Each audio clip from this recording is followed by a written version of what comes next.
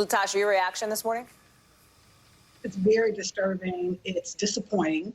The bottom line is we're seeing the Voting Rights Act that was passed because people had to actually force it to get passed in 1965. And so the two provisions that give teeth to the Voting Rights Act were Section 5 and Section 2.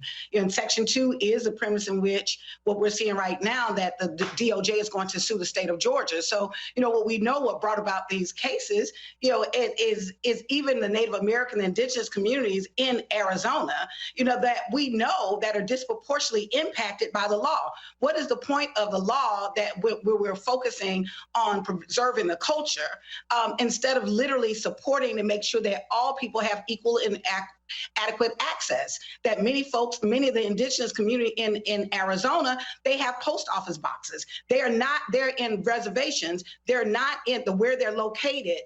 Also when you look at the economic disparity between that community. So it's extremely disheartening, disappointing. I'm not quite surprised based on even in the arguments. What was interesting to me is in the actual oral argument, what you had the state saying this, if we allow this to happen, then this gives an advantage of the Democrats. The bottom line is I think that this is a case that beyond the partisanship, even though it was the DNC that brought this case, this is really around equal and adequate access to the ballot. And we know that some communities have a different have a different barrier, have a different set of barriers.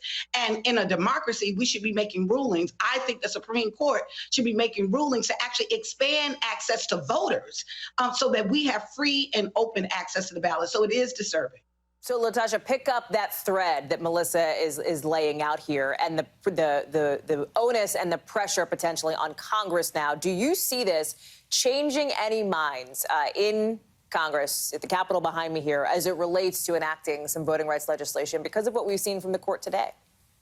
If people were reasonable and rational about voting rights and about democracy, it should.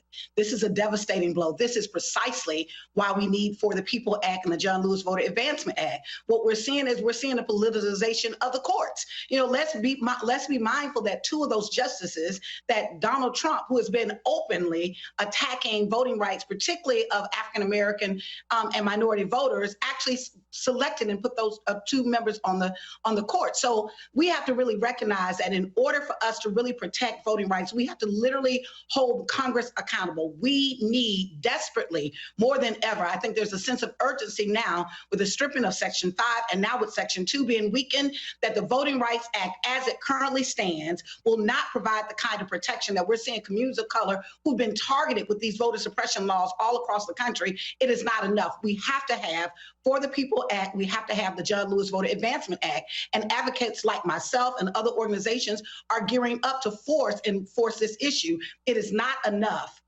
We know it's not enough. And what we're seeing, and even it's really interesting because even in this ruling, the Ninth Circuit, it was clear that it had a disproportional impact on the indigenous community and communities of color. Yet we still see the court making this ruling. So we have to have something stronger to protect the voting rights of minorities, minority communities in this nation.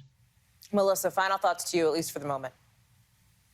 I think that's exactly right. Often we see the courts and Congress engaged in some kind of dialogue, whether explicitly or implicitly. Here, I think we have the court shutting down one avenue for protecting voting rights, and it then goes to Congress to continue that dialogue by perhaps opening up another more robust avenue. Melissa Murray, LaTosha Brown, Rick Hassan, Jane Tim as well. I want to thank all of you, along with Pete Williams and Tom Goldstein, who we will see later on in the show as we continue to follow this developing news out of the Supreme Court. It is significant this morning, and you're watching it unfold live right here on MSNBC Reports. You are